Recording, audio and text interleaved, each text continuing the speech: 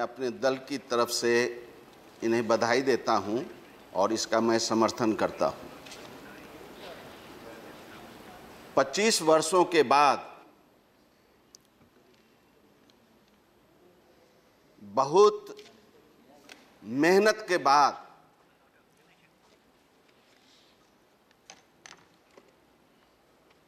OBC committee में रहने के बाद 2014 से मैं उस कमेटी हूँ।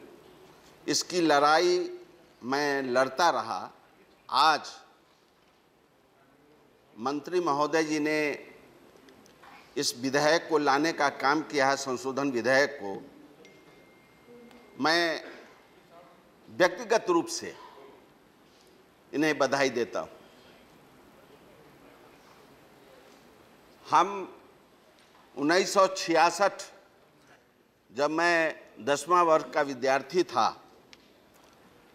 तो डॉक्टर राम मनोहर लोहिया के जाति प्रथा किताब पढ़ने के बाद और समाजवादी दल का सदस्य बना उनके हाथों से ओबीसी समाज में क्या स्थिति है, क्या परिस्थिति है, उसको मैं व्यक्तिगत रूप से मैं जानता हूं। दल के प्रति भी मैं कृतज्ञता व्यक्त करता हूं कि इस संशोधन पर मुझे बोलने का अवसर दिया। 25 वर्षों के बाद आज आया है संशोधन के लिए। ये क्रीमी लेयर क्या है, किसके लिए है? हम सभी सामाजिक न्याय के पक्षधर हैं। एक क्रीमी लेयर किसको फायदा पहुंचाएगा, किसको पहुंचा रहा है और इस पर क्या आप कार्रवाई करने जा रहे हैं? इसको क्या, किसको फायदा होगा? नौकरी आप दे नहीं रहे हैं, आप सब ठेके पर दे रहे हैं और ऊपर से क्रीमी लेयर ला रहे हैं। मेरा व्यक्तिगत अनुरोध होगा और हमारे दल की मान्यता है कि आप क्रीमी लेयर को हटाइए और आरक्षण को लागू कीजिए विस्तार पूर्वक।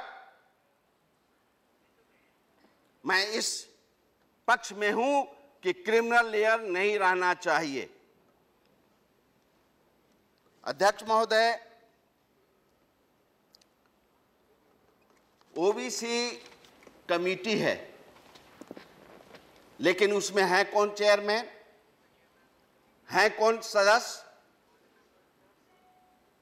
इसलिए मेरा अनुरोध होगा कि चेयरमैन, सदस्य प्लस महिला ओबीसी कमेटी में रहना चाहिए और अधिकारी को भी रहना चाहिए।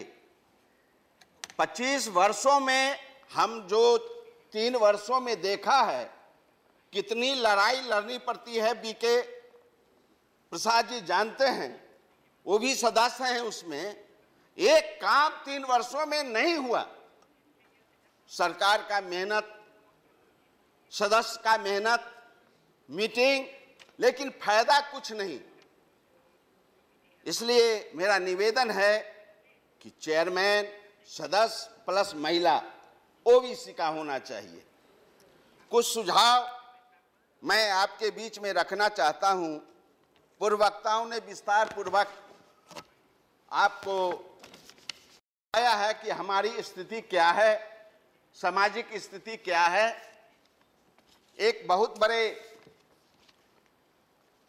संत ने कहा है, जिसको मैंने सुना है, भूल होना प्रकृति है, भूल होना प्रकृति है, भूल सुधार होना संस्कृति है और भूल सुधारना प्रकृति है।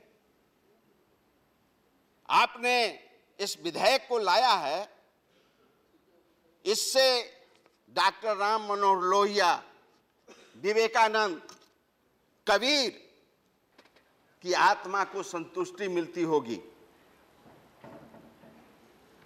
मैं निवेदन करना चाहता हूं कि आप इस मांग को रखेंगे।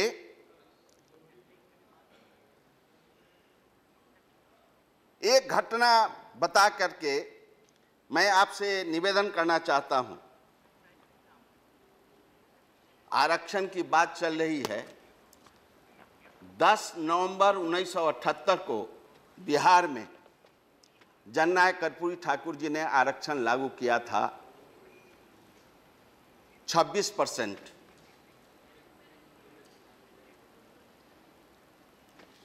ओबीसी का है मामला, लेकिन मंडल कमीशन में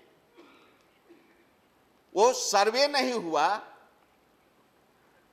कि ओबीसी में अत्यंत पिछड़े वर्ग कितने हैं।